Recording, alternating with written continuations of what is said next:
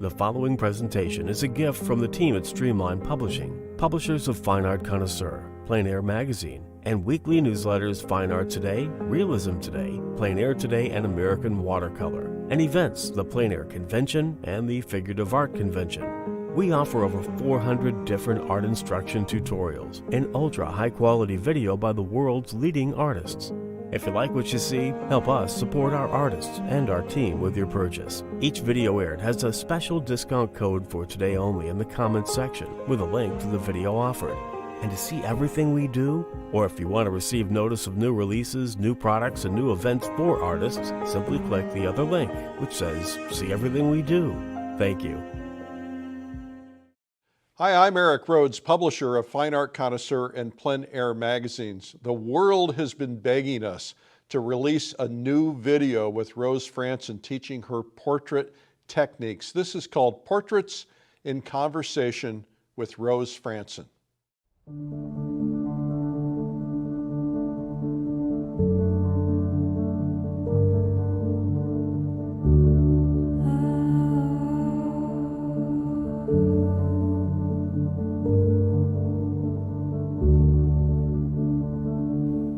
Hi, my name is Rose Frantzen. I find myself here in Austin, Texas at the Streamline Studios, hoping I can share just a little bit of what I do, why I love to paint, and maybe what I teach a little bit when I teach a workshop.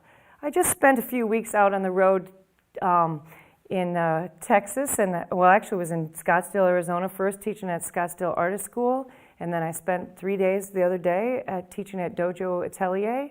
And I thought, well, why not come over here and put it in a little bit more permanent form? And so we hope to sort of touch a little bit on how I block in a painting, how I find the form, how I find my anchor, a little bit of color, a lot of bit of color maybe in this video, about how I decide which color to use and even what help I need in order to see colors in places. Well, I might even be talking a little bit about the concept behind a painting. I have a few paintings back here behind me that are sort of a larger concept, and I'm hoping to do just sort of a little, maybe an excerpt, or I think even this painting in and of itself will be a complete idea. And let's hope that we can have enough time for the video so you can see a little bit of it from start to finish. So I'm sure that you're probably interested in a little bit of the materials that I use. And my first thing to tell you is I'm a bit of a materials junkie. I like to use a lot of stuff. Sometimes people can't believe that I have that many colors on my palette, this many brushes in order to work. But when you're an alla prima painter or a direct painter, it's really great to have a whole bunch of tools right at your ready. So you don't have to spend a lot of time cleaning in between things and a lot of time searching. I mean, maybe I search more because I have so many materials, but that's okay. I like to tell my students I'm a little bit of the Imelda Marcos of art supplies. Instead of buying shoes, I buy any brush, anything. And why would I do that, okay? I think I do that because I'm really interested in experimenting. And maybe a little bit today what you're going to see is a little bit of experimentation. I kind of have an idea about what's going to happen with the painting, but I'm not completely. Like all four corners haven't been completely figured out. And I'm just going to allow the materials to help me explore. So I have multiple brushes here. I have the I guess these are mongoose, or these, sometimes there's badgers from rosemary. I have red sables. I have some lovely silver rounds from lovely rounds, like they're like a nylon round from silver brushes. I have fan brushes. I have some ox hair brushes, or I guess that's called hog bristle brushes. I should know that after 30 years of painting. But I also have things like my students don't always remember to bring is a razor and a scraper. So I'll have that. I'm using Gamsol.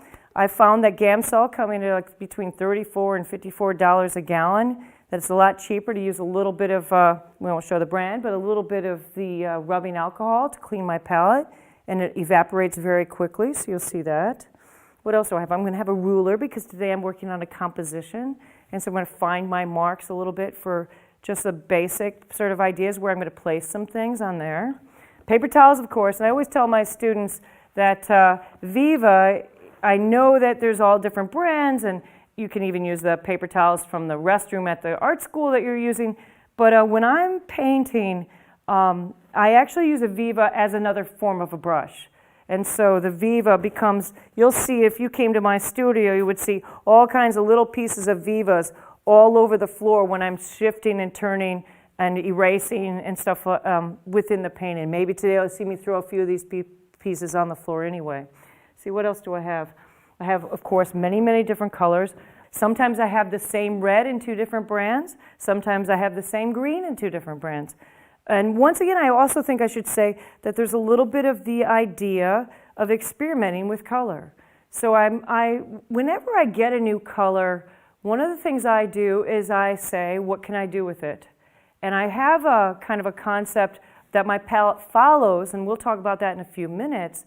But when I buy a brand new color, as I go to the art supply store, and this one, maybe today it's opera, and it sort of stands out. I'm like, oh my God, I love that color. See what I can do with it. I put it on my palette, and I play with it. And I hope I am playing a little bit today, so it's sort of fun for you guys to watch. And let's see. Of course, I found this is a brand new brush. This is like a pounder brush here, kind of fun. And I have some tools. I'm going to be using a catalyst. These, I think, when I first found them at Dick Blick, that they were actually used for potterers. And I don't know when I got them. I think I really put them into my practice about 2015, 2016. And you'll see me all the time coming up to them painting using these on the canvas. And I find it to be like a really visceral experience, as if I'm like the space between me and the canvas is almost as if I'm moving the paint with actually my hand. So part of, I think, what I get when I do that is allow a little bit of gesture to actually happen in the painting, And I think that there's an originality that happens. I kind of learned this from David Leffel. He talks about sort of that we are organically original, and it's because it's coming from your own central nervous system. And I'm thinking that when I grab a tool like this, and my gesture is allowed to be displayed, and maybe you'll eventually find your gesture displayed, that I'm organically original. And maybe I don't have to strive for the originality that we've sort of been cursed with in the 20th century from Picasso. We actually can sort of trust that the originality can come from myself. So I also have binoculars. Actually, these came from David Casson. He talked about these are Pentax. These are really good at sort of seeing, I can't see the camera right now, but they're really good at seeing the model up close, those little bit of details that you can't see when you're far away. Great for open studio. And I even kind of recommend you getting these to watching a demo when you're actually in a class and you're watching somebody paint. If you're sitting there with this, you can see all those little things that you don't get to see when you're actually watching a painter paint live. But today we're on video, so we're going to have the cameraman and the director actually going to help you see some of the stuff that I do that you might need the binoculars for. I'm also going to use a little bit of medium. I have 2 that I've been playing around with, maybe 3 that I've been playing around lately. I don't know if they've got them out. One's not out, but I'm going to pull it out right now so you can sort of see. I told you I've been on the road. A little bit of crackle in my bag. Hope you don't mind that. I'm on the road, and so I put my double, triple bag, my really expensive mediums in. This is some stuff that's lean. This is our lavender base. I think it's supposed to be a little less toxic, and I'm kind of enjoying using it. It says fat on it, so that's always a friend. Because in oil painting, what we think about, there's one of the principles in oil painting that we always try to understand a little bit, and that is fat over lean. And maybe while I'm working today, we can actually touch on that when actually probably will happen in the block-in. I can sort of address that a little bit more in depth. But so later on in the painting, after you started painting a bit, you'll wind up wanting a little bit more fat in your mixes, especially if you're working on day 2 or day 3 or day 7 or 27 in a painting. Now what we're going to be doing is basically painting the same painting in 3 days, so we won't have so much of that. But we'll probably tack up and dry a little bit between day 1 and day 2, maybe especially day 2 and day 3. And I might need to do a little oiling out, and that's something we'll talk about when we arrive at that place. And to bring my values back up to the level that in which I can make my decisions. I probably will be blocking in the painting with a little bit of a mix of, some people use Gamsol, like when you're in an open studio. I put a little Gamsol with a little bit of oil in it. One of the things I used to do is just use the straight Gamsol and have these transparent washes, and that's the leaner wash. Back to that fat over lean idea. I have these transparent washes, and what I learned is oil paint over time actually disappears if there's not a lot of oil mixed into it, or something has to bind these little pigments of color into to keep it from evaporating over time. If there's no binder, the paint will actually disappear. So you've seen these lovely transparent washes that actually just aren't going to be there in 500 years or 30 years, or maybe 50 years. Or I don't really know. I'm not a chemist. But I now know that I put a little bit of oil on that beginning transparent wash. And I'm a little bit better off with trusting that if I have an area that's transparent, it'll actually stick around for a while. And so, and one of the things so some people mix Gamsol with linseed oil or Gamsol with a little stand oil. I'm probably going to try today, because we're in a studio where I can actually control the environment a little bit and nobody's too worried about the smells. I'm going to do a little bit of terps with, so it's called the Mare's Mix or Mare's Medium, or maybe it's Richard Schmid's sort of basic. It's 5 parts terps, 1 part stand oil, and 1 part Damar varnish. And why I use terp and why I use Gamsol and the difference in those two things are a little bit kind of interesting.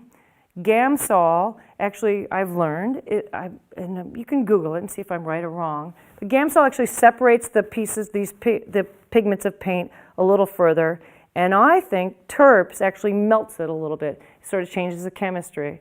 And so I use one because I want a different type of flow with my transparent washes, and the other for something else. So I'm thinking all the time about these materials this way. I know I'm sort of speaking fast about it, and maybe I'll touch a little bit on it when I'm painting. But these are things that artists think about. These are things that we come to, and maybe not always in the first years of my painting. Maybe I don't come to these ideas in the first 6 months or 10, 5 even. I don't even think I thought about these things for the first 5 years. Because most of my painting, especially as an alla prima painter, a direct painter, when it comes to mediums, is going to happen with whatever the paint is coming right out of the tube, and not so much coming like with all the mediums. So really, for like 10 years, I don't even think maybe I used those transparent washes with just some Gamsol. In those days, we didn't even have Gamsol. We just used odorless mineral spirits from the hardware store. So if we seem a little bit brain dead, that's all right. That's probably what happened, because we used some smelly stuff in the past. But the Gamsol has actually done a pretty good job of taking most of the harmful things out of the mix of odorless mineral spirits, or we'll call it OMS for the rest of the day. And so we can actually work with it, trusting that we're not being poisoned just as much as we were poisoned when we were in the 80s and 90s. I'm also working on a canvas today, and my canvas is L64C. It's called Art Fix.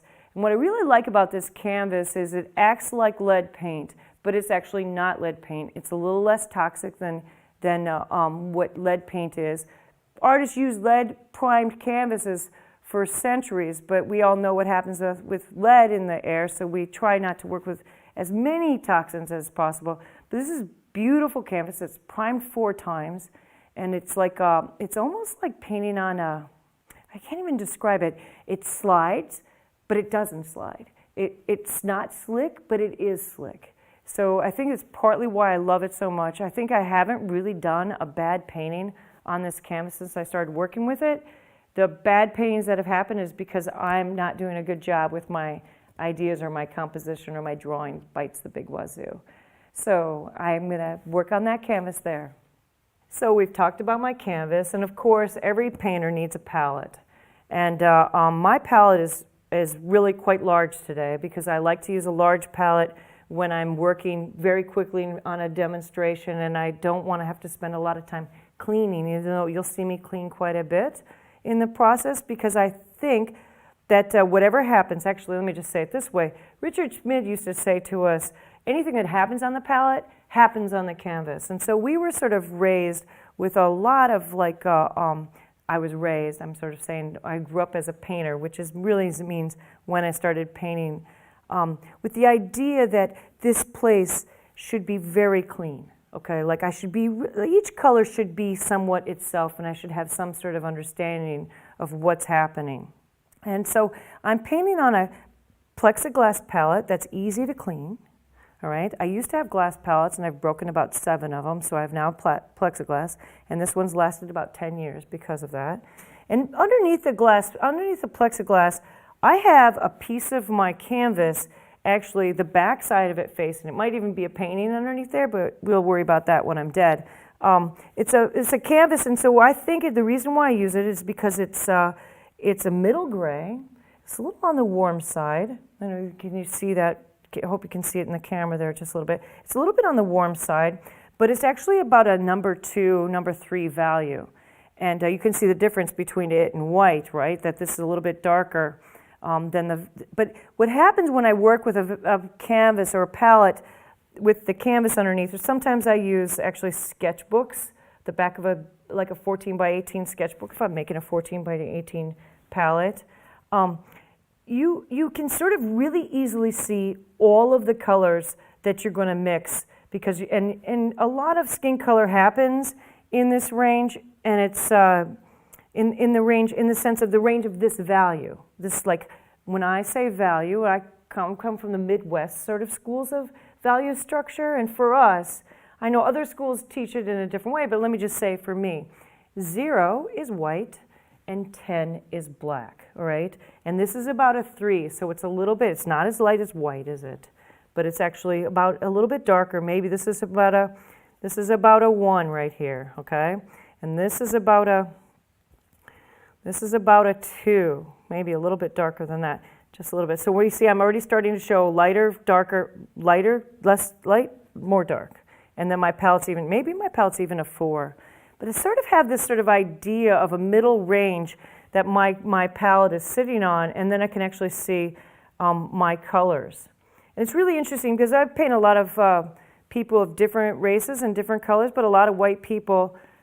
This mix, you see how easy it is for me to see like a local middle tone of that skin color. So my palette is arranged in an order.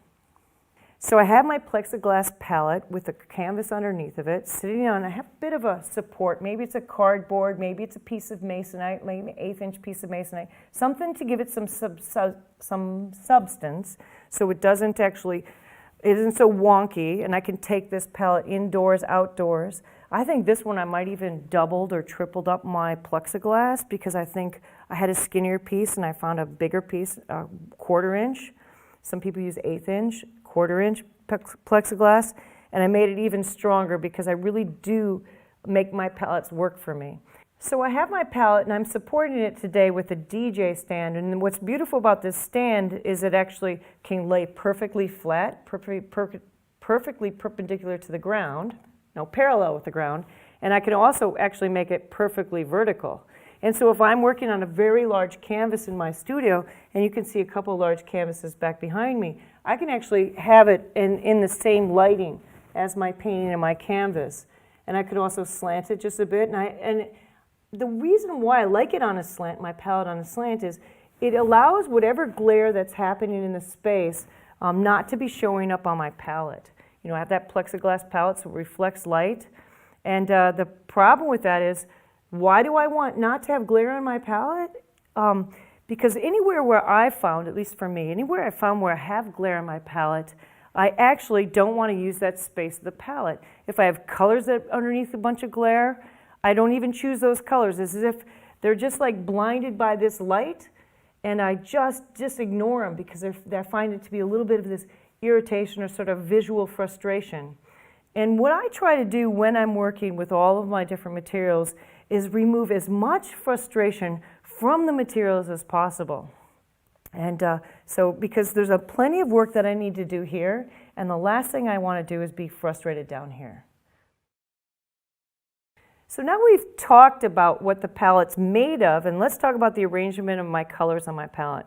I'm a right-handed artist, so I'm going to start with my white, closest to my easiest quick grab. I actually learned this also from Richard Schmid, is somewhat of his arrangement, but I've been working for 33 years without him, and I've added a lot of different guys in there. I call them guys or gals, it depends on whether it's pretty or not color. I put them in, and they do different jobs, and I'm always thinking about what a color, I said that before, what a color does for me. So my palette is arranged from light to dark, warm to cool, yellow to red to blue. All right, that's very interesting, very important. So light to dark, all right, yellow to red to blue, yellow to red to blue, yellow to red to blue. Now, when you flip to blues, I wind up going with the green to the middle blue being here, and then this is my ultramarine, which winds up becoming more of a purple red, which means it's more of a purple blue, so it winds up being a little bit more of a purple blue than the cobalt. Let me just show you here. See the difference, and I mix a little bit of pink in it. Same pink. Well, actually, it's kind of interesting. That's sort of an idea, isn't it? But I look at this. The other thing I have the ultramarine blue here for is light to dark. So let's talk about that too. So light to dark, so my yellows, I go with my lightest yellow, my middle value yellow, and my deepest yellow, all right? My reds, orange will be the beginning of my reds. That'll be my lightest red to darker to middle, you see? Now here I have a little bit of an interruption of that idea, because this is light to dark, but it's not warm to cool. It's a little bit more of a pinker red, a little more purpley red than alizarin crimson, which is right next to it. And we'll have this whole list of colors in the materials sheet with the video, so you'll be able to see them and get all the names and everything. But the main thing I want you to understand about this is this arrangement of light to dark, warm to cool, yellow to red to blue. The other thing I didn't actually say yet is about transparency and opacity. So I have more opaque paints and I have less opaque paints, and then I have transparent paints. And I'm always thinking about that too. And let me just say one thing. The back row is really much closer to abiding by the rules of yellow to red to blue, yellow to red to blue, light to dark, okay? This is my first cool, which is black, which means it has yellow and red in it to make it equalized. And then I start with my lighter version with Viridian, I move down. And I have this guy interrupting that flow because this is another color, and if I put this right next to my ultramarine blue, you won't be able to see it in a dark room. And I have my palette so I can actually paint in rooms where they are only being lit by just maybe a tiny incandescent bulb coming out of a men's bathroom. I've done an entire maybe 30 paintings of people dancing with light from the band and painting my whole painting with the lights from the men's restroom. So I need to be able to see my palette in the dark or know where I'm going to go in the dark. So I have these arranged also for that idea. And let me just say, that actually makes me think of something else I should say. My palette arrangement is arranged the same way all the time. I don't change it on a regular basis. I do interrupt the lesson of light to dark, yellow to red to blue, warm to cool for these pieces that are kind of coming around the front plane. So I have this sort of inward rows of colors. I like them on closer because they grab faster, but basically, let's just talk about this one. This is a Radiant Red from Gamblin, and I have that one there because it's a lighter version of these guys, right? This is a lighter version of them. This is a Radiant Turquoise. It's a lighter version of the turquoise. This is a lighter version of ultramarine blue, and this is even a darker version of it. So I have 3 versions of ultramarine blue here. And the reason why I have them on my front row is because I paint a lot of paintings that are very quick, and this is so I can get some really quick grabs. And I've interrupted here. This is a transparent oxide yellow, and I have that in front of my yellow ochres somewhat because I wind up using this a lot more even than these yellow ochres because I'm thinking about these when they're opaque, This is when I'm going for a transparent change. I know it seems a little disorganized, but let me just say it. This is a greenish umber here. And I use this one quite a bit, so I have it on the front row. Now, if I had it in the back, following the rule, I would lose it all the time between my transparent oxide red, my transparent oxide brown, and my black. And so I have it on the front row. It's more often used, quicker grab, and then it actually stands out. And this one here is Terra Verte, and I sort of think of that as a transparent version of this, even though this is a little warmer and this is a little bit cooler. But it's a transparent. See how it disappears even on my palette? You can hardly see it. But it really modifies a color into a gray quite nicely. So you can see that piece changing. So that's why those guys are there. This is a little bit lighter version, but also I'm starting to begin a whole range of light, dark greens kind of turning around. I'm breaking up my rules a little bit on the inner row. But I hope you understand the concept of light to dark, yellow to red to blue, and warm and cool on my back rows. So we've talked a little bit about my palette, a little bit about my canvas, but we haven't talked about what I think is the most essential thing in a portrait painting, the model. Today my model is Tiffany. I've just met her, we're just starting to become friends. She giggles a lot, so bear with us. You know, she might get out of pose a little bit, and that's an interesting thing to talk about. We have a little bit of a tip. I have a little bit of a tip that I want to give to you that I use to get a model back in pose, or even to begin to set the pose with a model. A lot of times I work with people who are professionals, but more often I work with people who've never posed before. So I have a thing where I talk about, you know, your head is on a tilt and your head is on a turn, right? Good, good, good, good. And Tiffany's already practicing. Good girl. Anyway, so your head is on a tilt and your head is on a turn, and I'm going to have Tiffany tilt quite a bit. So what I do in the instruction is actually imitate the tilt that she's in, all right? And now I want her nose to turn just a little bit more away from me. So what I do is just move my nose just a little bit, and she can see exactly what I want her to do with her pose. And I even use this when I have a subject or model who's never ever posed before, and they get that instruction.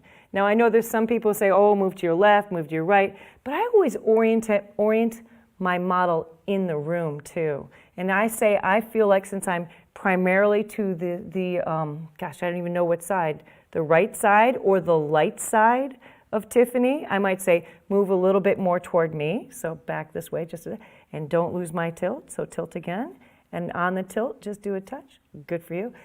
So that which I say, oh, Tiffany, move just a little bit away from me. Exactly. So now she knows that I'm oriented over here, and she can just move in the direction away. So it's like we orient ourselves in the room. All right. I think it's kind of interesting, rather than orienting myself in the language of left, right, which would be, you know, she's on stage and my left and her left are kind of confusing.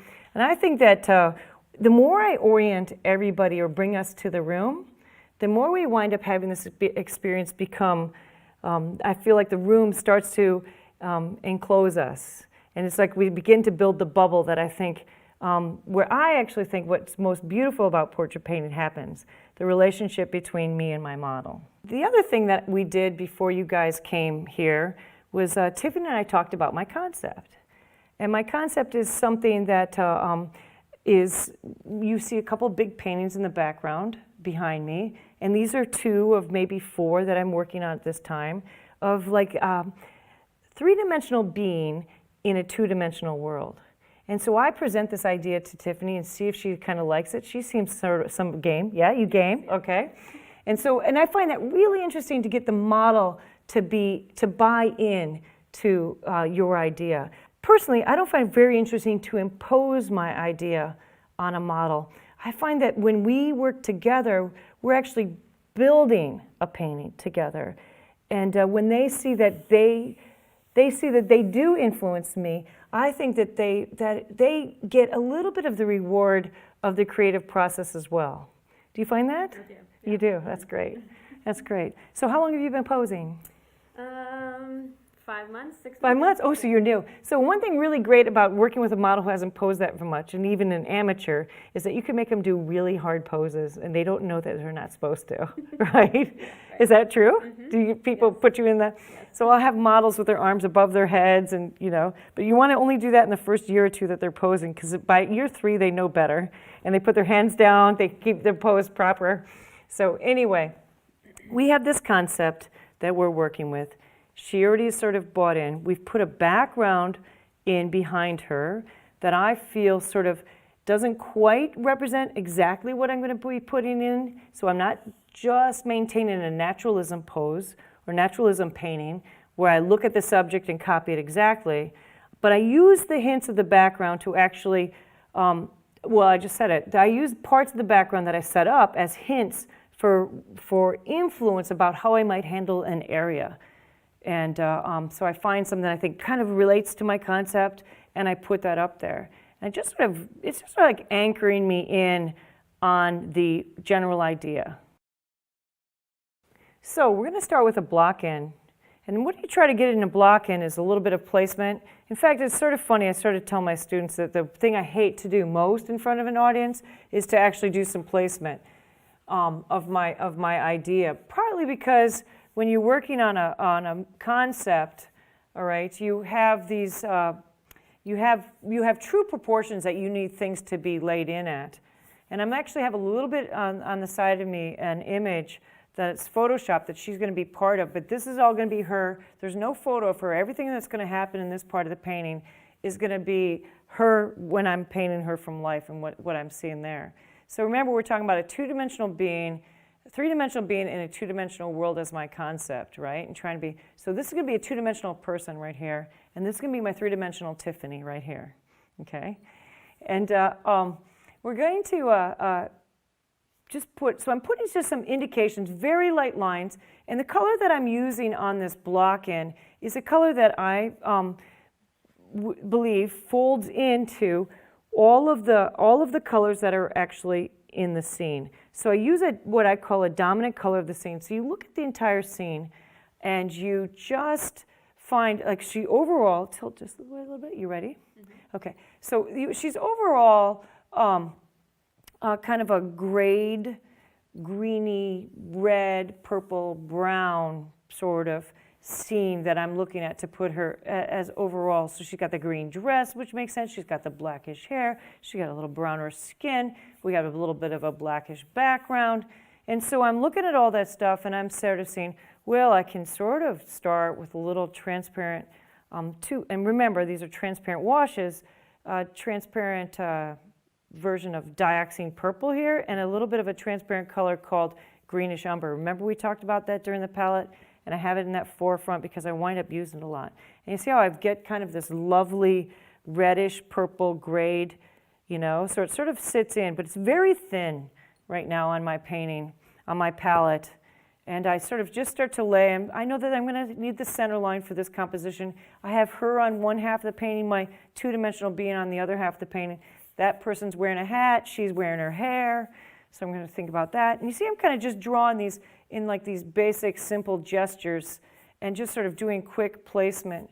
And it's not so, part of the reason why I leave this loose and messy and sort of running like just doing these big shapes is because if I want to change it, if I do a lot of drawing, let's say give her a nose and an eye and a mouth and have her all in there, and I've invested all this time in this really careful drawing, and I just realized, oh, I pushed her too far into the canvas this way or too far in the canvas that way.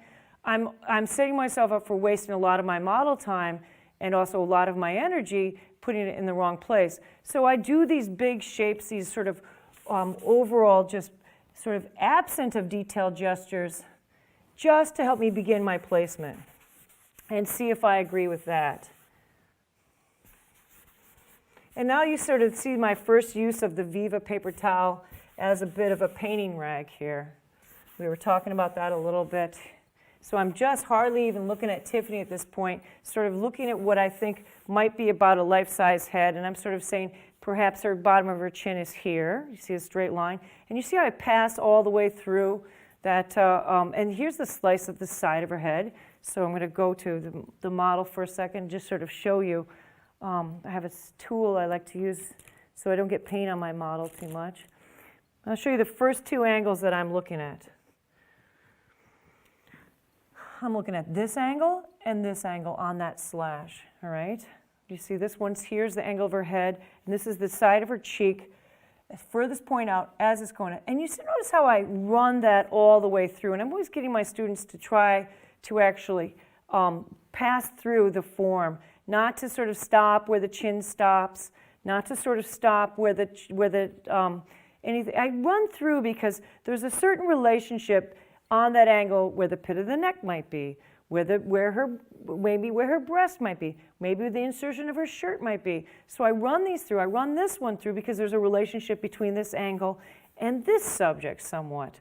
So I run it through, and I'm also, if you notice, starting to put a little bit of a tone over my canvas. I know some artists put a tone in and work on a tone, and I sort of leave my canvas white and build my tone by these drawing gestures, by this big information, slightly passing through, making mistakes, going too far. So it sort of begins to put a tone and a color down. And I leave it like this, and I don't fill it all with like some artists work with a tone like this everywhere, right? And they start with this, and it's dried. This is like that greenish umber, and they'll have their entire painting covered with a tone like that. And the reason why I don't do that is because later on, I might want a yellow passage that really sings in its like truly intense form.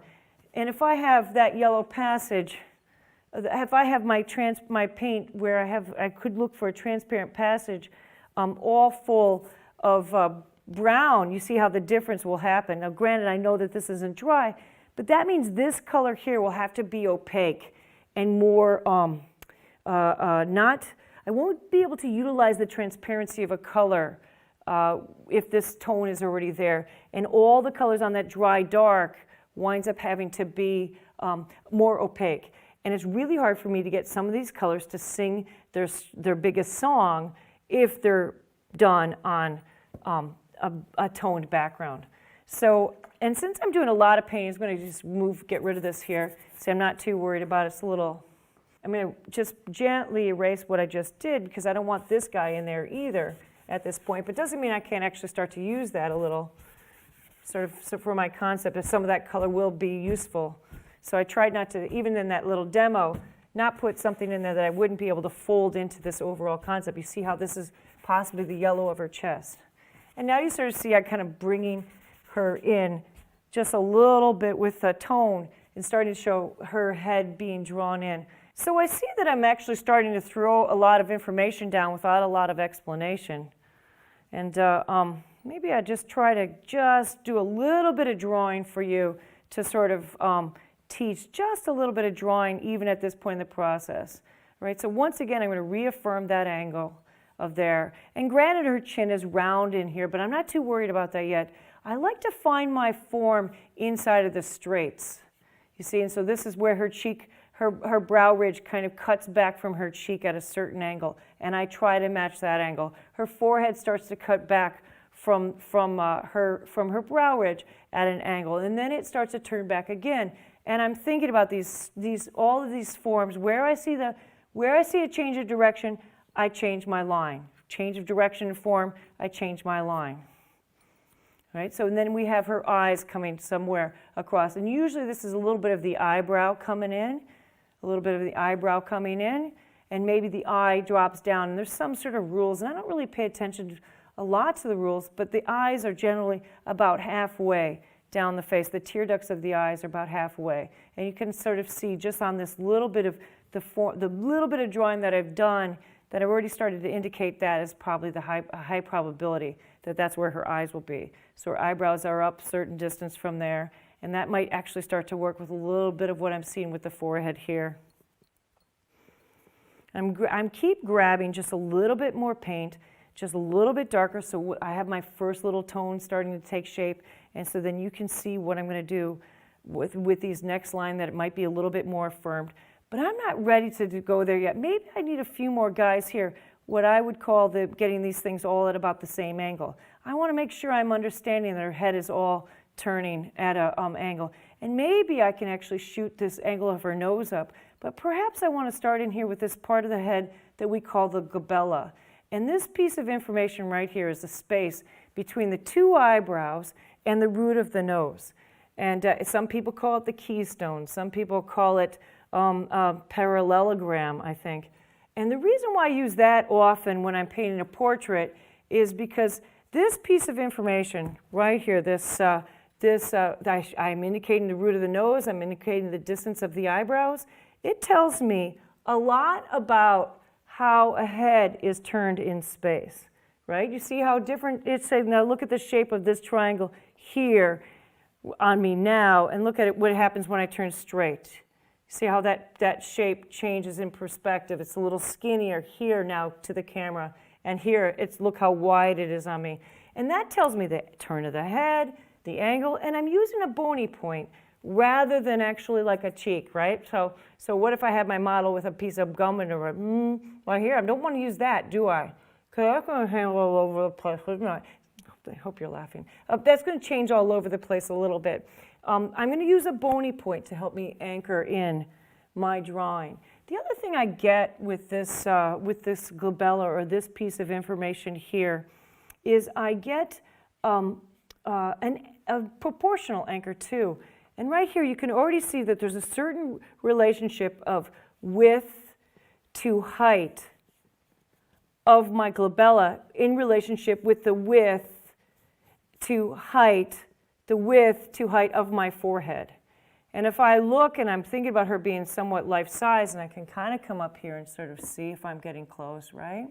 She's life-size, and I kind of see my face is just a fraction bigger than life-size, and that's all right. I'm not too worried because I can build off of this proportion, so that means she'll be just a tiny bit bigger than life-size. I can squeeze her down a little bit. However big I make that glabella shape, that proportion here, everything is in relationship to it from there. So there's my my glabella is very big, and you can see the head will get about this big. Top of the forehead will be up here.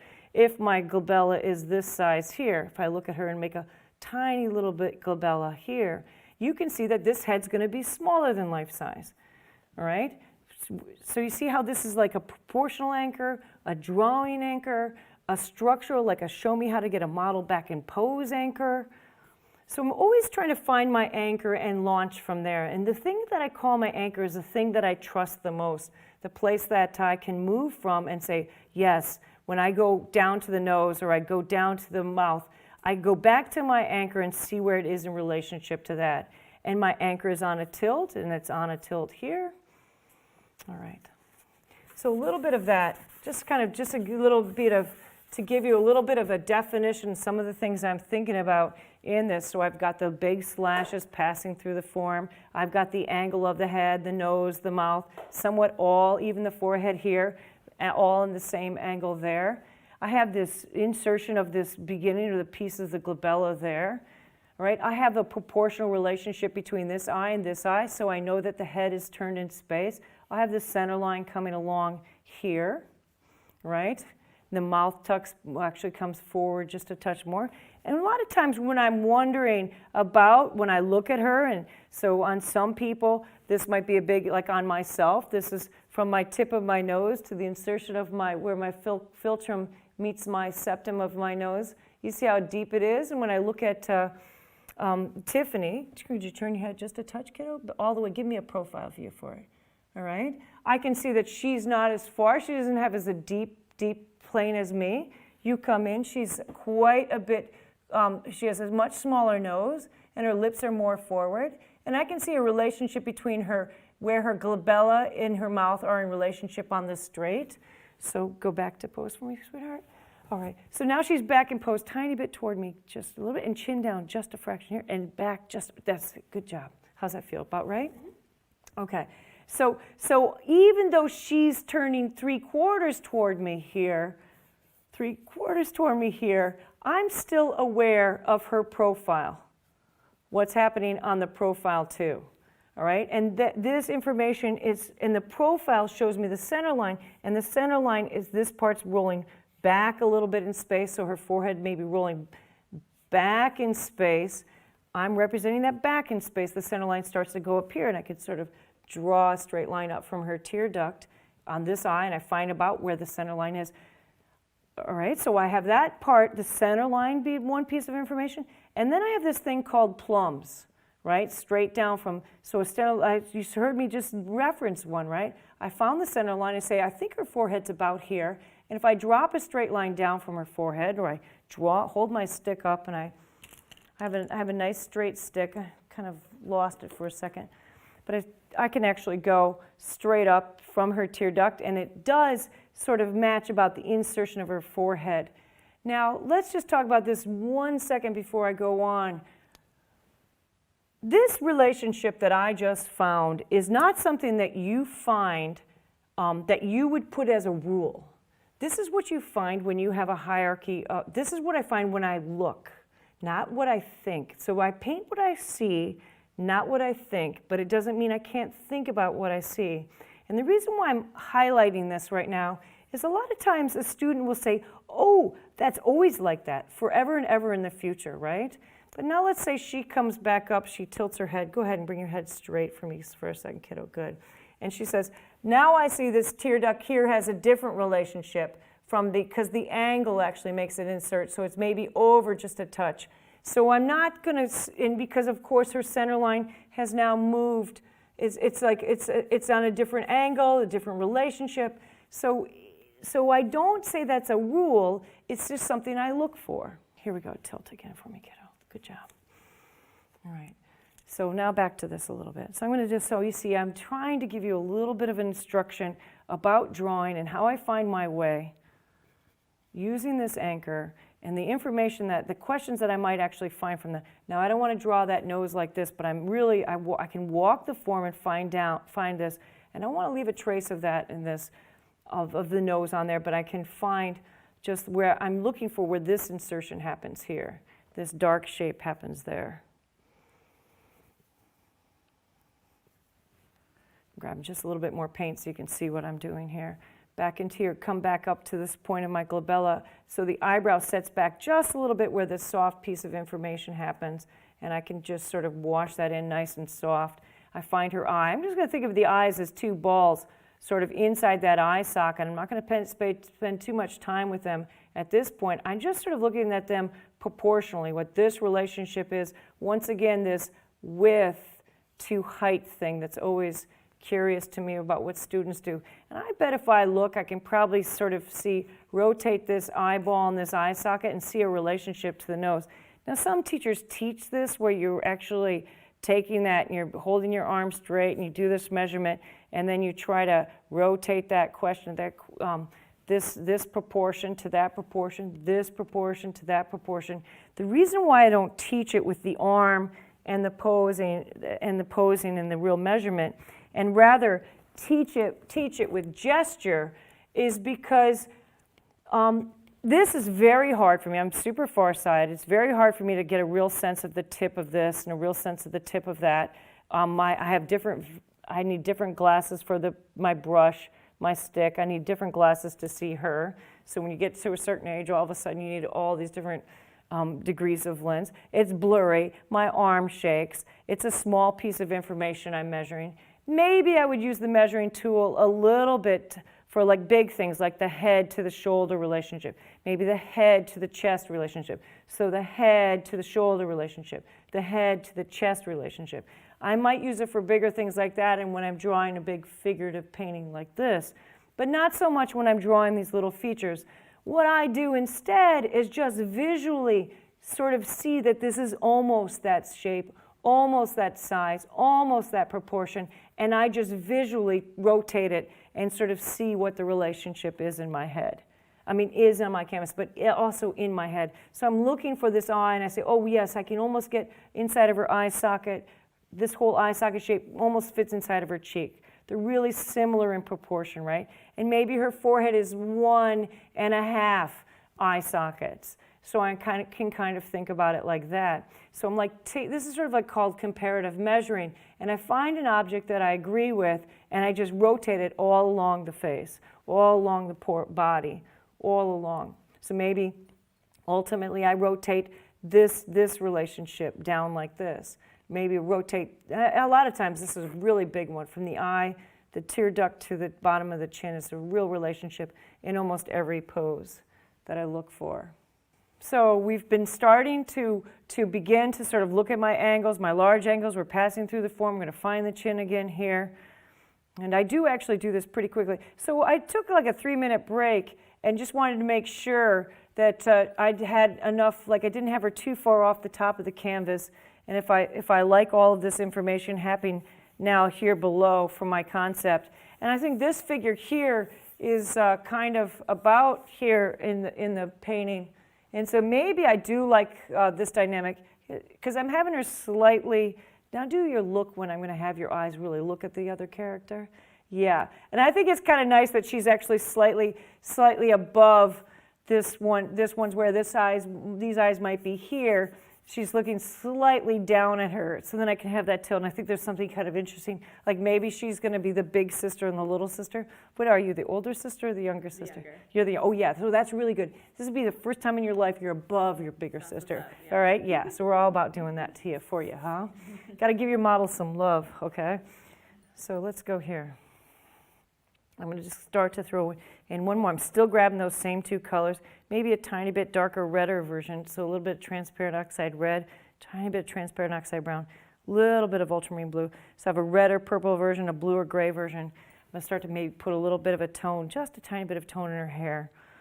And so you're saying, boy, you're already going to start painting. I'm getting really close to start painting. But what if you see here, I'm starting to add just a little bit of value, kind of a little bit away from my business too. I'm not going to put it too close to where I want to have a lot of information, where I'm going to be throwing skin color. And I'm leaving it out pretty far from where her head's going to be, I'm not going to put this color right along her hairline, which is probably going to be about there. I'm going to put it back just a little bit, just to kind of anchor myself.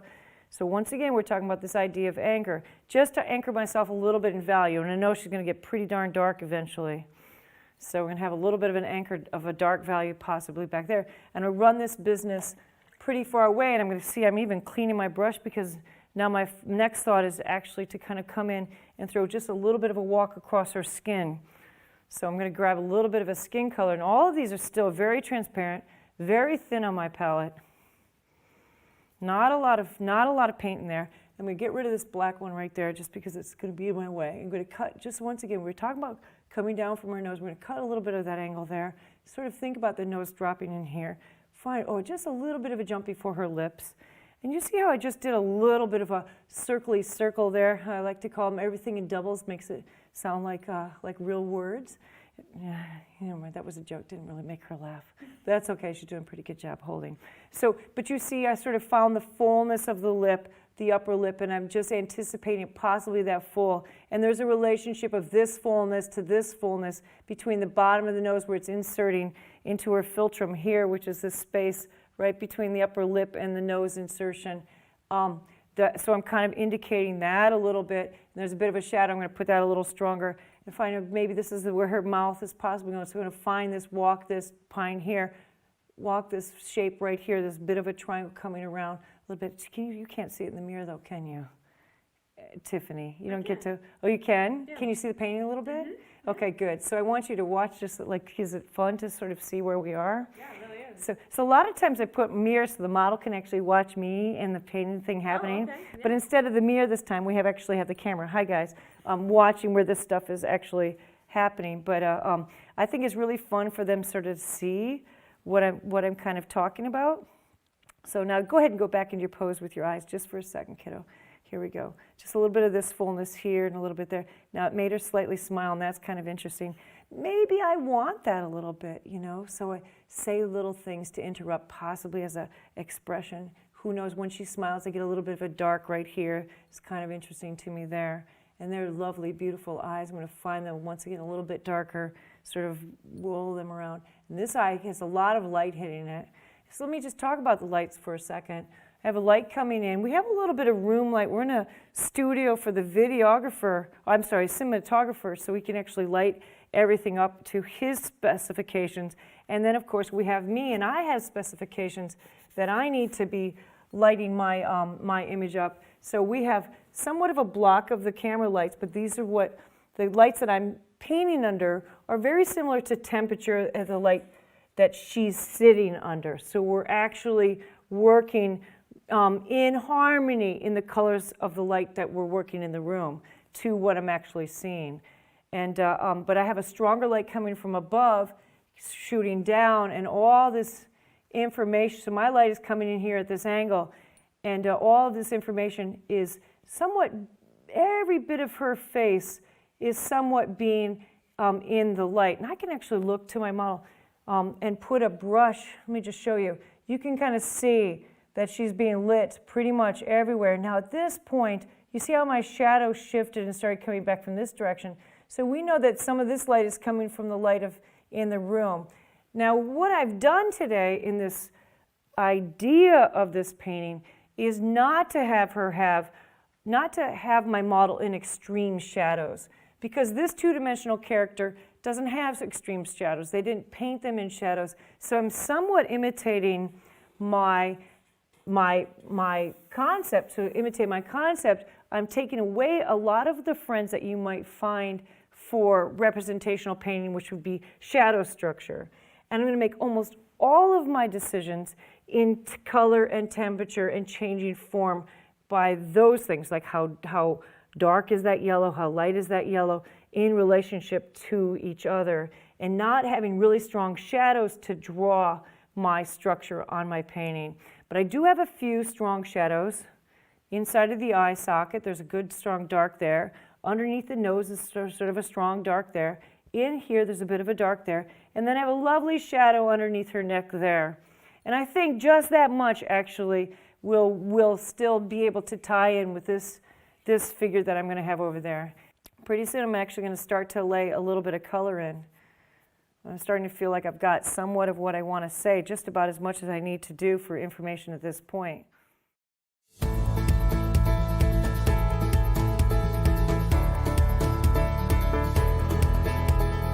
Hi, I'm Rose Frantzen. I'm hoping this video will enhance your painting skills by sort of taking a little bit of the mystery out of color, helping you find possibly your entrance into a painting. What do you need to know in order to begin to draw a painting, how to place a painting. I'm not interested in saying that you don't have to struggle a little bit with your work, but why not struggle in useful ways? So I'm hoping that makes painting just a little bit more enjoyable for you too. So this warm yellow, red, brown is getting this blue 5600 light falling on top of it. Here it's more green where she's more yellow-brown, where she's a little bit more yellow-orange, and here where she's a little bit more red-violet, where she's a little bit more red in her color, it's becoming a little bit more violet. The conversation that I have in my head, the things that I tell myself while I work are an important lesson for me to learn and utilize. When I'm doing this sort of line, instead of utilizing all my skill and all my practice, I try to sort of drawing this line really cleanly and, with a real gesture, with all my practices being a direct alla prima painter. I've found that in to represent these paintings that I'm pulling from the past, to kind of draw that a little bit more sketchy and not put all my strokes so strong. What I'm hoping that you find is unique about what I've tried in this video is actually to take a concept and explore it on canvas, to see it's representational painting, it's alla prima, it's direct, but where can that go? Where can that form of painting go to actually tell maybe just a little bit more than the superficial look of what the painting is or what the scene was, and maybe sort of explore a little bit of a concept, a little bit of an idea, a little bit of a question.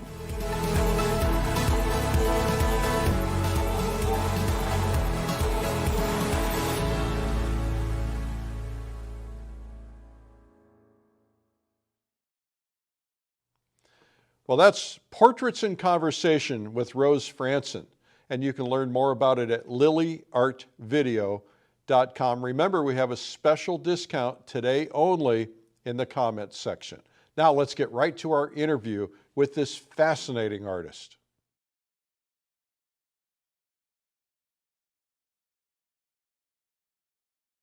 Hi, I'm Eric Rhodes, publisher of Fine Art Connoisseur magazine. Welcome to Interviews with the Artist. Today we are very lucky to have with us Rose Frantzen. Rose, welcome. Hi, thanks, Eric. This is exciting. So I think that you're one of the most interesting artists I've ever explored, ever met, because you have a lot of depth that goes beyond what we oftentimes see. Well, that's very nice. And I think that's a compliment. Yeah, that's very nice. Yeah. So But you need to meet some more artists, Eric. I do. I need to get out more. You need to get out more. I'm teasing. I've never met any. So I know you've met a what few. I'd like to do is to help people understand what's inside that head of yours. You know, you must have like 30 tracks going at one time.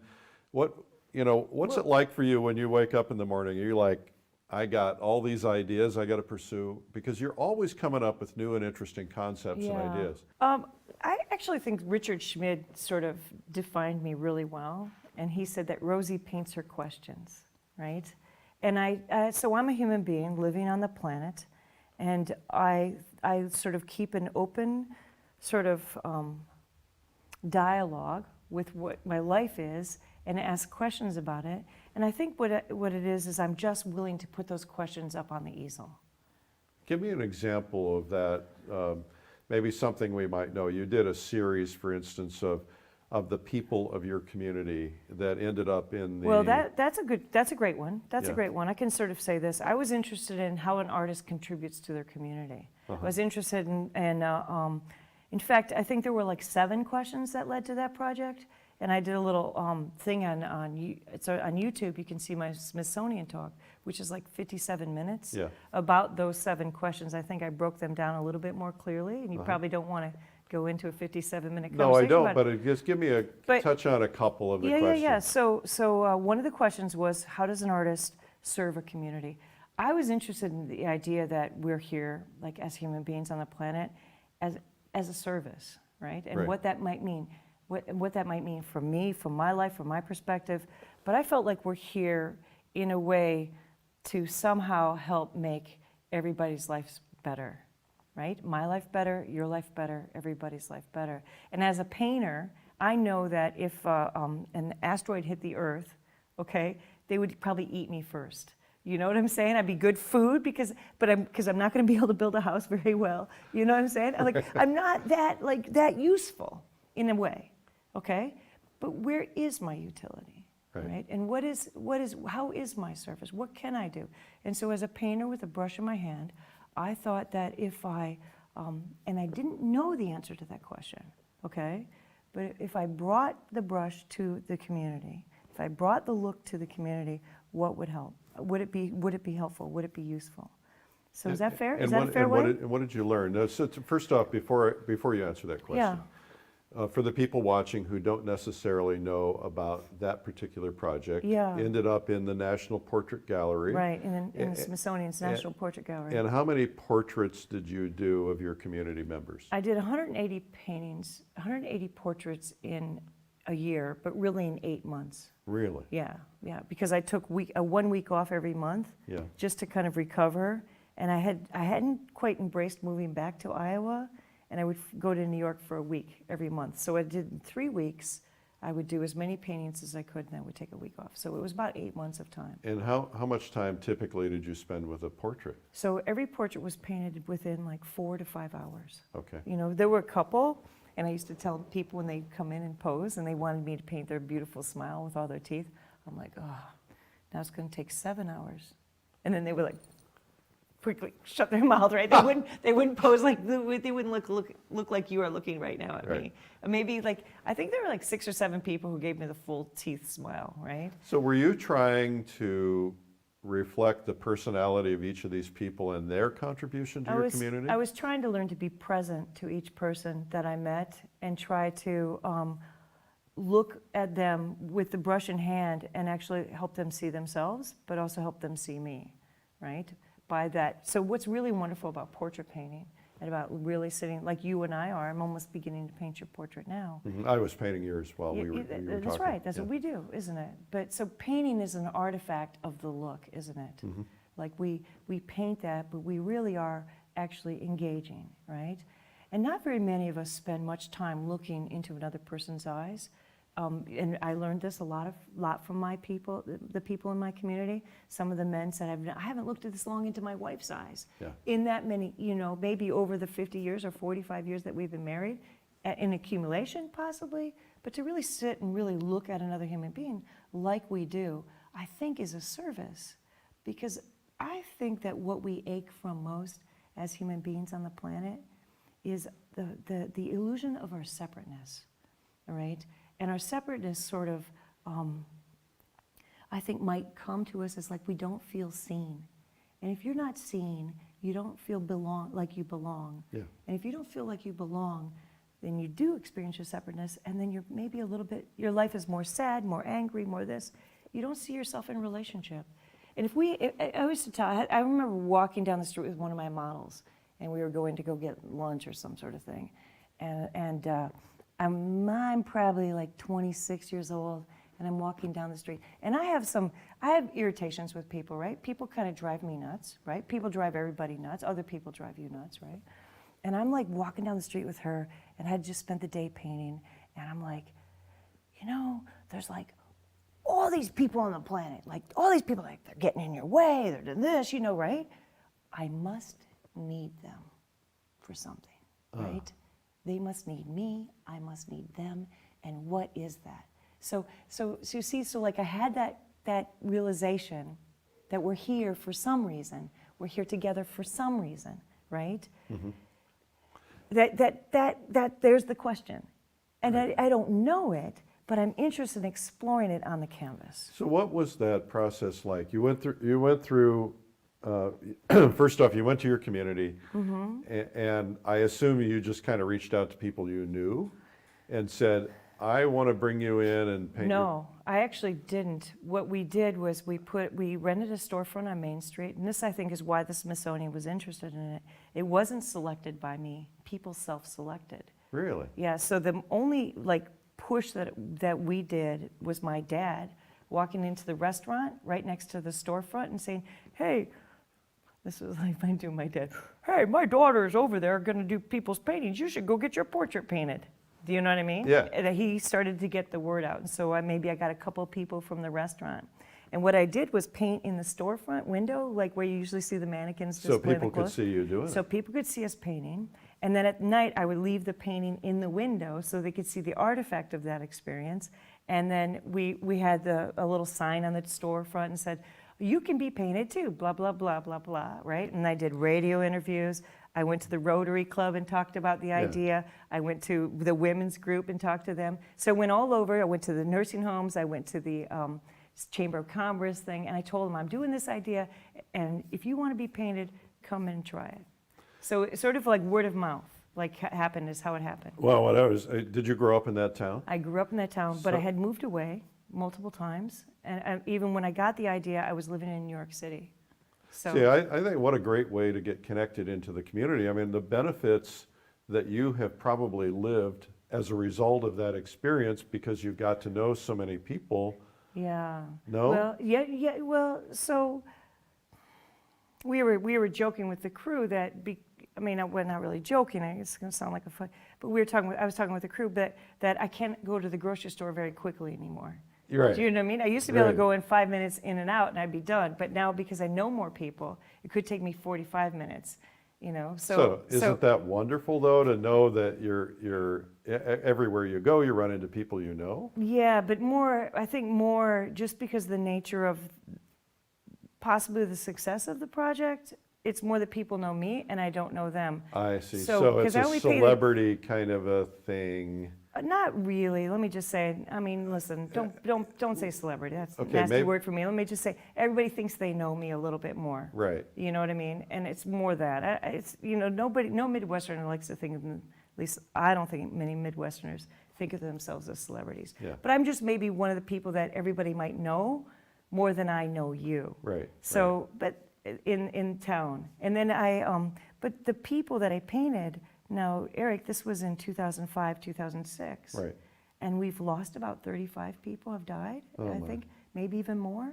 Because I painted people in an age range from 4 days old to 99 3/4. Right. So I try to get people from each decade to pose. And so we've lost people in almost most of the older, middle to older decades. I don't think we've lost any young people in the project. Now, having not been painted by you, some painters don't dialogue when they paint you. Yeah. Other painters that have painted me, they want to talk the whole time. Nelson Right. Shanks, for instance, he wanted to talk the whole time. Yeah. I'm being animated, I'm talking, I'm not sitting still. Right. Others are like, sit still, don't talk. Right. Were you interacting with these people, Totally. learning about their lives? Totally.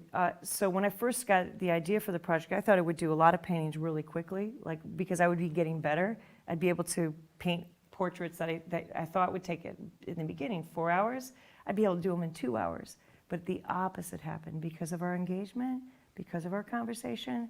I needed more time to paint a portrait because it became more of the experience of them being in the chair and our exchange than it was actually just painting. So really, painting became an artifact. So, And not that, so originally it was the drive, right? The original idea, there's another question I had. The original idea was, one of the questions was, okay, somebody's gonna walk into this space, we're gonna walk into this public space, and I'm gonna do the first look and nail them, into what I think they are. And then I'll light them that way, I'll do this stuff, right? I'll impose my impression, my first impression on them in the painting. right. But what happened was people would walk in and say, Rose, I'm so excited. I'm going to use this for my obituary. And I realized that they had a different take on this painting. So I let go of my imposition and allowed them to take the lead on this in the session. So that brings up a question Yeah. for those people who are portrait painting Yeah. and are going to want to capture the essence of a human being. Mm-hmm.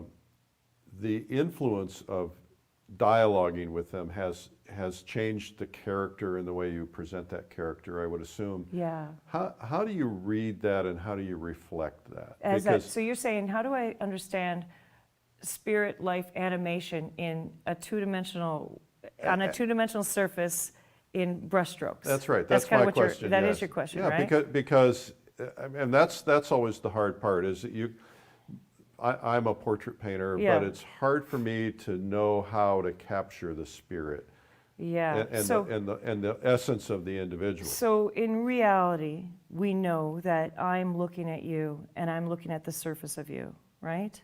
I'm emotionally experiencing maybe you in a more deeper way. And how that translates to paint is an interesting question. But all I can do is actually really look at you, all right? And see things that stand out to me, Right. and I imitate that. I mean, if we're really honest, if we're scientific about it, that is what I'm doing. But it doesn't mean that I'm also not a feeling being as I'm Right. painting. And when that comes in and what that comes in, I think comes in the choices that I make on your face, like as what I'm looking. Like sometimes while you've been talking to me, you've opened your eyes wider. Right. Now they've reduced down. You know, I look at your gesture of your head. So when I'm painting an older person, not necessarily you, you're not that old yet, but an older person, but yeah, you're getting there. And me too. I'm getting where the things that the expressions, the feelings, the face, the life I've lived is starting to stick. Yeah. Like why you wrinkle here, why things like that. So I look for the pieces of form turning that are most habituated. So why Nelson Shanks wanted to have you talking is because he's watching those actions, those returns, those expressions that were natural, like the difference between a Duchenne smile and a fake smile. A Duchenne is a real smile, right? I'm not saying the name properly. I just read words. So I don't know how they sound, actually. We should Google that. How do you say it? But there's a real smile that people take, and you have leftover parts from it. Wrinkles and dents and, pushes and pulls, muscle structures. You have muscle structures, harder, softer, and what I mean by that is maybe more contracted, more relaxed, from your expressions. So the more sensitive I am in my look, the more likely I'm going to be able to give you somewhat of the person I'm seeing. Yeah. So well, that- I mean, it's- I refer back to that portrait as one of my favorites because he captured an essence of an attitude. Yeah. And Yeah. where a lot of them are, and they're all wonderful, and they all had I had wonderful experiences, but you know, some of them are very technical without much feeling, and some of them have lots of feeling. Without technique, or Well, maybe without technique in some cases, but the technique becomes secondary to the feeling. right. Well, you know, it is a real challenge to put all of that together. You know, and so Nelson Shanks was a very experienced portrait painter. I'm maybe on my way to being considered that. And your time behind the brush really makes a difference. It makes a difference on your choices. It makes a difference on your sensitivities. It makes a difference on your trust of your process. So I really trust my process a little bit more. But it's interesting how if you watch me demo, or if you listen to a video I make, or if you see me painting, it's full of question. It's full of not trusting, like a little bit more, I make a mistake here, and like, oh, just a touch there, you know what I mean? But I know that I can recover from those bumps and things, so I trust that some part of me will, that my experience will come in and play. If you had, you've got somebody who's watching this who says, you know, I want to start this, I've never done it, or somebody who's kind of at an early stage. Sure. And you now have your lifetime of experience painting for many years, painting hundreds of portraits, experimenting with a lot of things. If you could give them advice on where you would start, what you would do differently, or would there be anything differently? I mean, there really are no shortcuts, but Yeah, is there something in how you read people or how you approach things that you wish you had known earlier? Well, I think that a lot of what happens is my own confidence, or my own, like as I was just saying, sort of will or will not get in the way of the experience, right? I mean, if I'm a little nervous about my drawing, right, and then my subject is sitting there, and I don't trust my drawing, I'm going to have a lot more tension, a lot more timidity, a lot more fear in my choices, and that's just part of the nature of a young painter. Yeah. And I don't mean young in age on the planet, I mean young In experience. in time behind the brush. Well, I can remember when I first started painting portraits, there were two things that were difficult for me. Number one is looking people in the eye, which we talked about. Oh, that's interesting. Because it was like, I felt like they were invading my space or I was invading their space. So vulnerability. And you're just, you know, you're just constantly looking back and forth. And sometimes you catch a moment where it's like, you have to look away. Absolutely, right, because it's too much for you. Like I remember, and I think that you're hitting on something. Can I speak to it for a second? Nailing it. I mean, one of the things I really learned in Portrait Makokoda was this, it was a shared vulnerability. They're looking at me, but I'm also I'm looking at them, but they're also looking at me. And when I was younger, and I would be, you know, getting to that moment when I was a kid with a model who was posing for me, like maybe one of my full-time models. I'm talking about a kid, I'm talking about maybe painting 7, 8, 10 years. It'd be like this, I'd be so excited. I would find in that moment, I would run and turn up the radio, I'd start jumping up and down, you know what I mean? Because it was just like too strong, the feeling was too strong, and I wasn't able to kind of like allow it to be, you know? I wasn't centered enough, I didn't understand something about myself enough in order to be in that emotion and let it pass through me, trust, you know? I would react, it was almost felt like the feeling would make most feel like blinders. I'm doing this gesture because that's exactly how it felt. It's like getting a little blinders and you just have to, that's the time behind the brush, that's the time in the practice, that's why you it comes down to confidence and it starts to get a little softer, gets a little softer, you get a little older, you know, and with your brush, you get a little bit more time behind it, and you start to go, okay, you can meet those moments, you can take them in, you can be present to them, you can embrace them, you know? When I painted Portrait Makokoda, sometimes I saw things on their faces that I didn't think they would want me to see. And I had a choice, do I give it to them or do I not give it to them? Like, are they able, like, do I let them see this thing I'm seeing or do I not? Right, a deep sadness or a deep fear or something. Or one of them, let me just think of what word would I call it? little cynicism, Yeah. a little disappointment with others, you know, judgment, you know, those kinds of things. You could see that, you know what I mean? And maybe I was also judging them at the moment that I saw it. Who knows? Well, you know? there's a thing called chemistry, right? And so sometimes you don't get that chemistry with some people, maybe because of judgment or maybe That's not right. respecting And something maybe that's about them. then that's also why you were afraid and you had to look away, because you found yourself doing something that was uncomfortable. And you know, the little bit more, I think, a little more centered, a little more present that you are, a little more open, the little bit more that you know yourself as a human being on the planet, the more likely you'll be a better painter. The other thing that I At noticed. least I think. Yeah, I think so. absolutely. I don't and- know if Nelson Shanks, I don't know what his sort of psychology was, how he moved through the planet, if he was interested in discovering who he was. I mean, I don't know him. I never met him. But maybe he was good in spite of that. I don't know. So there's probably some skill could transcend Right. my lack of inner dialogue or my lack of inner understanding. But for me, I need to be a little bit of who I am before I can really see you, because I'm less likely to judge. But go Right. ahead. Well, the other piece of that was the discomfort with their judging how my painting came out. I was, in the early stages, I cared because, you know, and my drawing wasn't good, my likenesses weren't good, and I was fearful of what they were going to think of Yes. it. But it's that time behind the brush, it's just doing it a lot that really frees you. And you know, I tell all my students, everybody goes through this, right? The first 10 years are painful, but they're romantic in a way, because you're just learning how to get better. And if you're not too hard on yourself, if you're a little kind to yourself, you'll get better.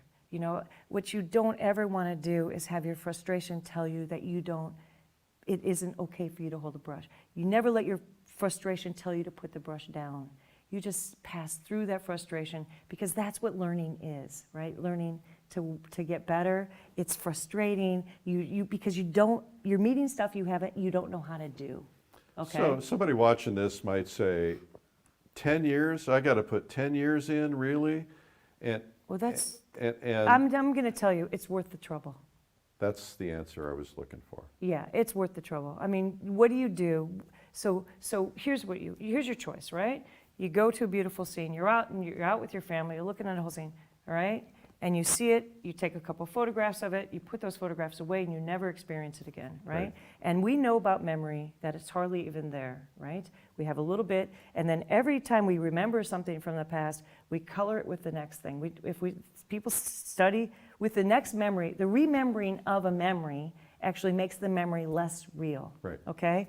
But when you're out there for 5 hours, failing, succeeding, experiencing that landscape, experiencing that scene, smelling the air, having the sounds go in through you, the sounds going in through your nose. You like that, Eric? So the sounds going in, the smells coming too, you know, the light passing, the bugs on you, all of that stuff, just like, it's like that day will be remembered. Plus you have this artifact of it.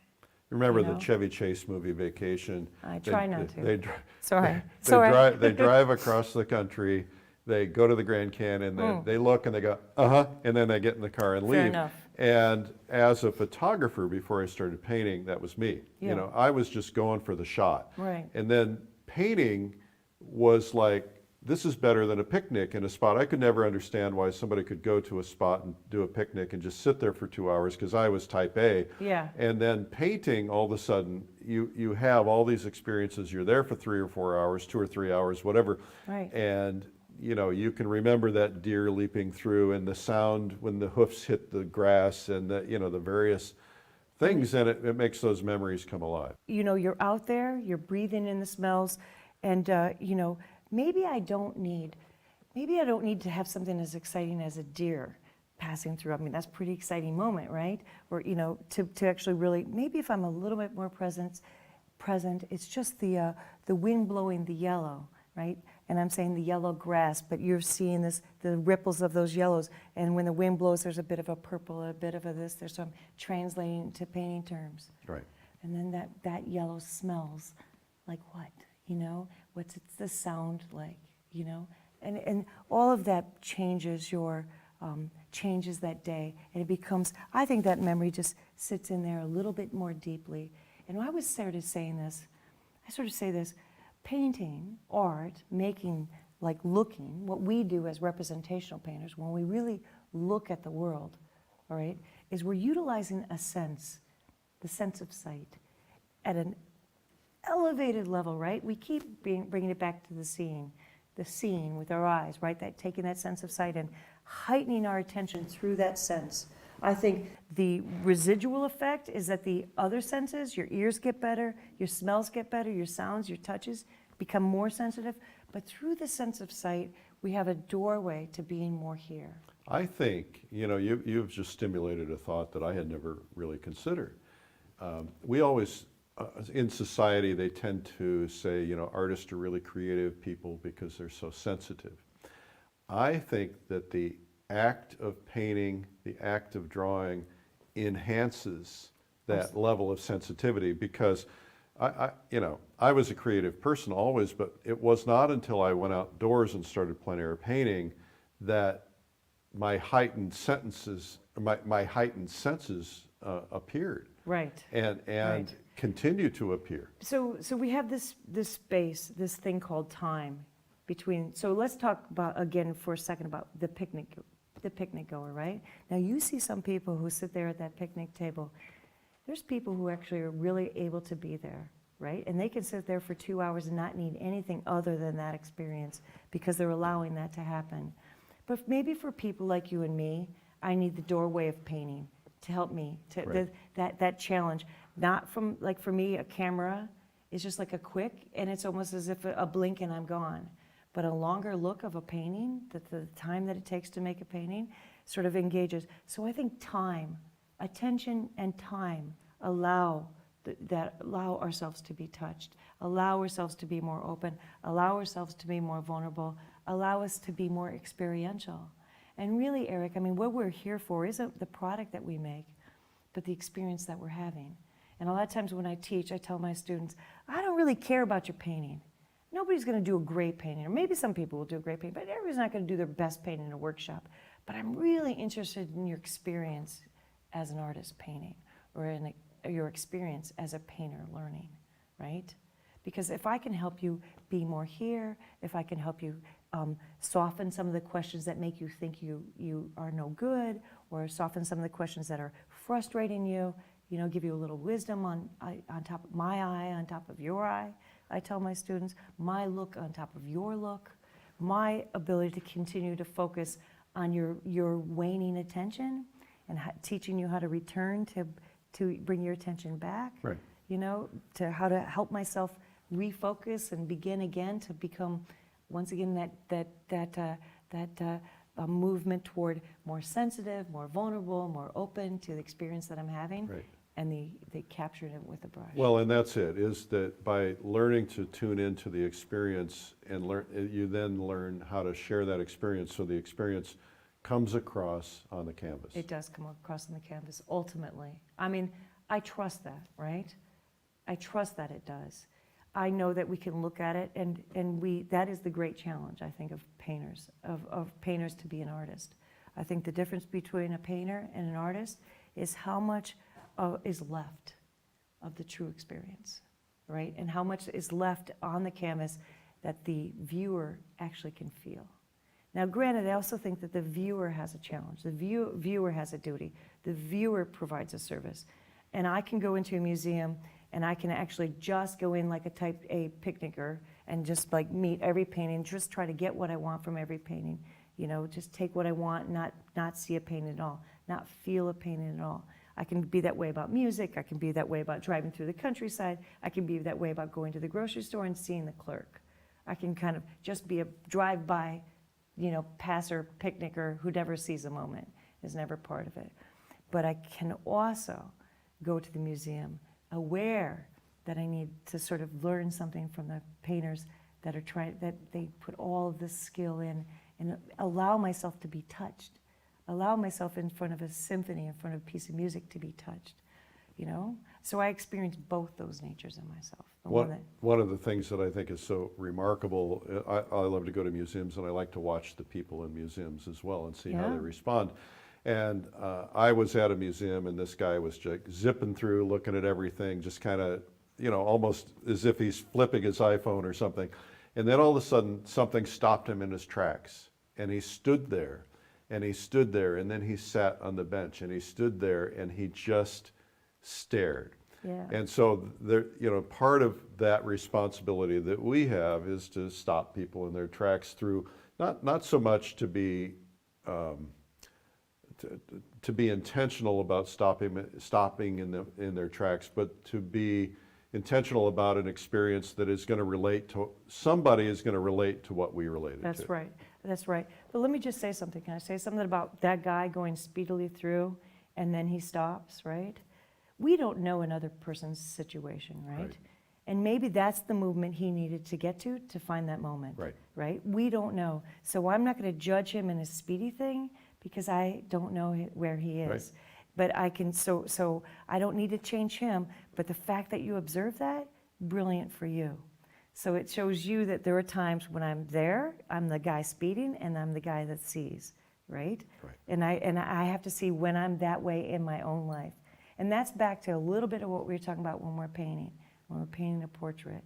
So the more I know myself, right, the more I can actually be kinder and gentler and loving and judge less the other person.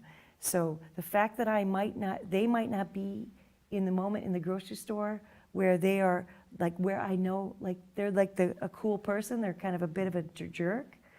I don't know what's been happening to them to make them a jerk, right, before they walked into the grocery store. So can I just be a little bit kinder, a little bit gentler, and not judge them? Don't put them into the jerk, or do you mind if I say it, the asshole box so quickly. Don't, back to the original idea, well, we didn't really talk about this yet, but what these paintings are about. Don't throw them into that box as quickly. The little simple words that say, this is them, all right? Because for sure, I don't want them to think about me that way. When I'm a bit of a jerk and I'm a bit of an asshole and I walk through the grocery store and I'm barreling right over everybody, I know that I have moments that I'm an asshole or a jerk and other moments that I'm actually kind, open, loving, and useful, a useful human being. There's a story someone told me, I don't know if it's a true story, probably was, is that someone had treated them kind of badly and they said something to the person and the person said, oh, I'm terribly sorry, I just came from my wife's funeral today. You just never know what someone else is going through. Yeah, and so can we put, there's again, so painting allows a time, right? Painting the landscape or painting a human being allows this experience over time. So the space between the thought about them and if you just allow a little more space between your judgment, all of a sudden you're going to say, well, maybe they did just come from a funeral. Maybe you put that right in between that. Right. And everything's a little bit, the world's a little bit softer, a little bit kinder, because we're actually in a place where we're kind of beating everybody up, aren't we? The country's in trouble. I mean, with this nastiness all over the place. Everybody's doing this stuff. And so here we are, back to this idea of service, right? An artist and our service, or how I can help. The fact that I know that there's a space between those two things, the fact that I know that all my art is created in that space between those two things, it means I can actually highlight and say, well, maybe you don't know their situation. Maybe you don't know why they're voting that way, right? Because how are you going to heal these differences? You're going to heal these differences by recognizing what keeps us from seeing seeing each other. Right. What my quick judgment, my lack of sensitivity, my lack of wanting to experience it, my fear of being vulnerable, my lack of wanting to give anything my attention or my time, my lack of valuation. Those are all those things. And is it okay for me to say and talk about our lack? Yes, right?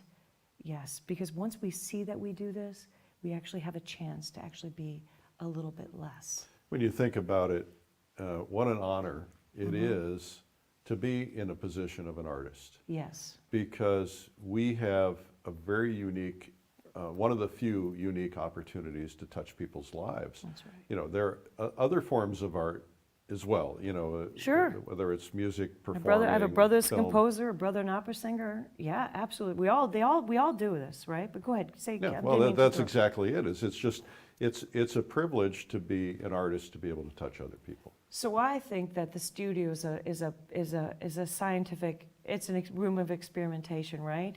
And what artists do is we it's like a whole space to allow all of this life to be analyzed, considered, thought, embraced, rejected, you know, on that easel. It's like we have time to think about human beings on the planet. That's kind of our job, right? And maybe we go through our own doorway of our own life and we move to the larger whole, we move to our neighbors, we move to down the street, we move to our town, we move to our country, we move to the whole planet. But we have all this time inside of that room to think about this stuff. And that is part of I believe that's part of our job and part of our duty. Do you ever have that, or did you or do you ever have that moment in time when you're painting something and your ego starts talking to you and your ego is saying, hey, look at me, look at what I just pulled off. People are gonna love that. Or do you ever have that moment in time when you're painting something and going, wow, this is gonna sell? Yeah. Well, and how do you deal with those? It's more the other one. Like, I don't know about the selling, right? I just sort of trust that. I mean, I just have to, because I don't know what people like. I know, here's what I know about selling. I know that if it's important enough for me to paint it, and I'm just a human being on the planet, and I want to spend the time, the 18, 20, 40, 50, 60 hours, somebody out there is going to respond to it. You know, whether they'll be able to buy it or appreciate it or sit there and applaud, I have no idea.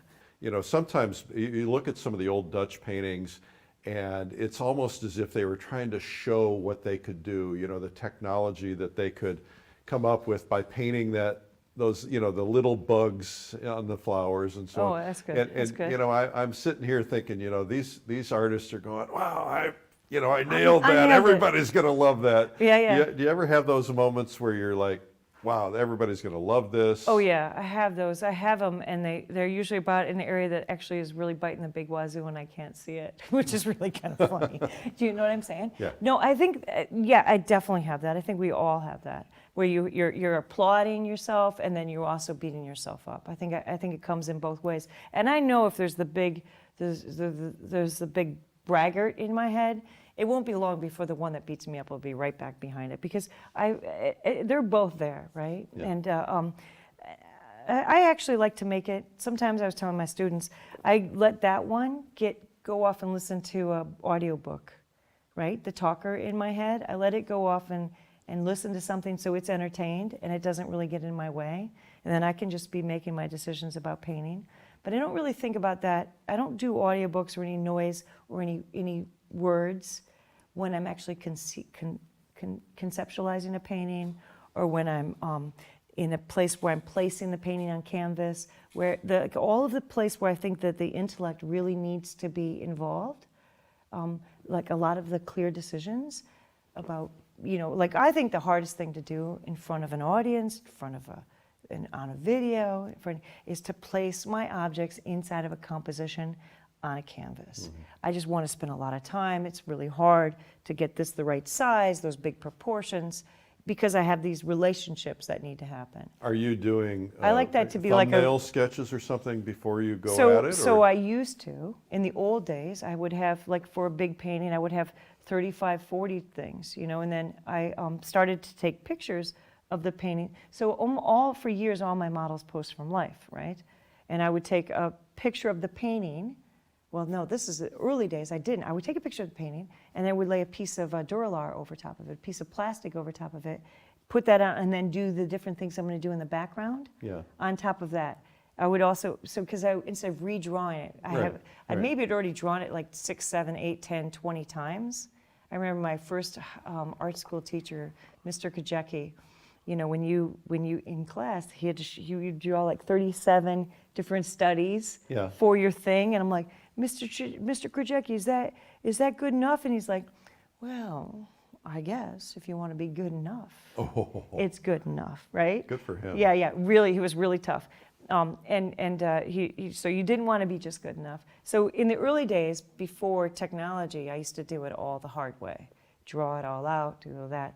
But now, and then the next phase was taking a photograph of the painting, not with the model, not of the model, but of the painting, and then doing my stuff on top of that. So I wouldn't have to spend all the time repainting that part.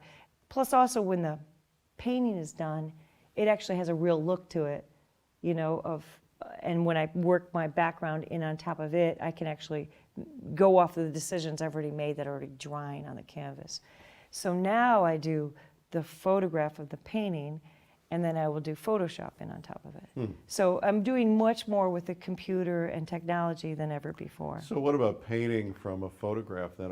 You're painting from the Photoshop photograph that you made? Or are you still using a live model? I use the live model as much as possible. I rarely do a painting, without live model time. Yeah. Okay, just because I like to make my decisions of color from life. I mean, so let me just say, I rarely used photographs ever, never really used photographs until 2012 as a thing. Well, some people feel, no names mentioned, but there are some people who feel just absolutely using a photograph is a sin, and yet there are lots of people who are watching this that they either are uncomfortable with live models, they don't have an opportunity or access to live models. How do you defend that? I say, you know, I was a purist like this for a long time, and I now know that there's a lot of people out there who aren't purists, who are getting a lot more work done than me with my pure attitude, right? Because I would have my models holding her hands up like this above her head. You know, first painting didn't work, second painting didn't work, third painting it finally worked. Doing all of, you know, standing there like this in a pose for what, 50, 60, 70 hours to get one painting. And that, of model time at like 15, 20 bucks an hour. Yeah. I mean, I'm losing tons of money on model time. And so now I'll do this for like 12 hours, 16, 12 hours with the model, get the head done, get the skin color going, and then I'll take some photographs in on top of it, just to save a little bit of that, sure. You know?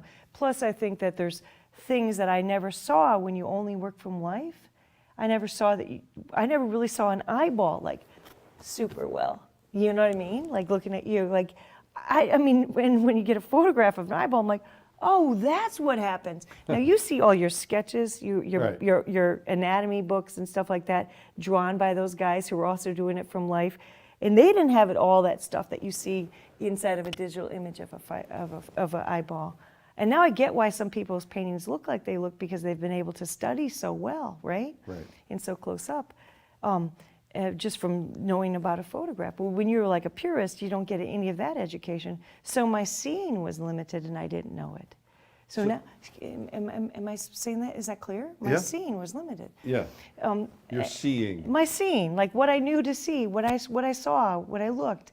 It was always limited by the fact that it was like either 3 to 10 feet away from a model all the time. Yeah, you really can't see all the stuff. Get into that eye. And I think it's really, you know, it's 21st century. All our viewers are very educated on visual imagery. You know, they don't know, they don't understand it, but they've seen it. Does that make sense? Yeah. And I think that we as painters are dealing like with this this educated eye of our viewers. All right. Now we look at these paintings and be around us, and this is when you were talking about the Mayans and the Egyptians. Copying the Mayan painting, I was blown away on how much anatomy that they knew, right? Really? Because we would think that there was more primitive understanding, but I'm seeing real clear deltoids, real clear rectus femorises, real clear biceps, real clear proportions, all of that stuff that they were like, even in the Mayan painting portraiture, the difference between this character to that character to this character, even when they're all the captive slaves. So there was clearly some training that was taking place. There was clearly some seeing that was taking place, right. That they were really looking, and they were making their decisions from information that they were viewing. Now so the Egyptians, a lot of their characters were similar, right? At least that's how so far I've seen it. They sort of repeating the same characters, so a different level of of abstraction of the scene with these guys. But even in there, I'm seeing like the arms actually somewhat understood in the big shapes, you know? Right. The eyes, and they had missions about how much of the figure would be showing and things like that for their spiritual, why they wanted as much frontal was part of what they felt was to show the most of a human being, was a spiritual message that they were putting in there. So you see all of this in those guys. Now the 21st century average viewer, average consumer of our product, Eric, or average human being, second graders understand perspective because it's all now built into our our scene. Yes. Okay, when perspective was something that had to be discovered over centuries, right? Anatomy. So I think that they see eyes better. I think now my models are all Instagram like savvy. They've been looking at pictures of themselves for decades. And then zoom it in. They know whether their nose has an extra bump here, a little bit bump there, you know what I mean? So I think I have like another level of, I have to find my painting has to kind of somewhat meet this higher level of educated eye. Does that make sense? Yep. So as we wrap this up, yep. The big question is... only one? Well, there's many questions that are tied to it. There's 7 exactly. Okay. There's many big questions too. Many big questions. Okay. The big question is, what is your purpose? What do you want to be remembered for? Why are you doing this? I don't know. I mean, That's honest. I appreciate Yeah, I don't have an answer for that. I have the idea that that's a question that I should put in front of me on the easel. Right? So if I could say anything, it is to sort of take this life, ask questions about it, and see what my better nature explores inside of it. The painter in me, the artist in me, what that me can teach the me that moves around on the planet. Is that fair? I think that's, I'm going to write that on the top of my easel. I'm going to get a wood burner and put on the easel, it says, what is the question I'm trying to answer? I'm trying to explore. I'm trying to explore. Because if I think I'm going to get the answer, Eric, I'm already beginning to limit it. Huh? Right? Huh. I feel like that the question is, a real question is one that is always ahead of itself. Like there's another one that reveals another level, another layer. And I mean, maybe it comes from a sort of a spiritual or meditative practice, but to be in question, to be in the moment, is always to be in question, right? I've always thought that a great life is dependent on the questions you ask. Yeah. Yeah, but what part of you is always asking the questions too is another question, right? And what's the purpose and the motivation behind it? Yeah. Yeah. Interesting. Yeah. Well, Rose, thank you so much. You for bet, doing Eric. this This today. was fun, actually. It's a pleasure. I liked your questions. Well, we've had Rose Frantzen with us today, and this is Interviews with the Artist. I'm Eric Rhodes. Thanks for watching. That was Portraits in Conversation with the amazing Rose Frantzen. We're very proud to release this new video with her. You can learn more about it at lilyartvideo.com. Remember, today only, there's a special discount in the comments section. This is a video that you're going to love. Thanks for watching. I'm Eric Rhodes.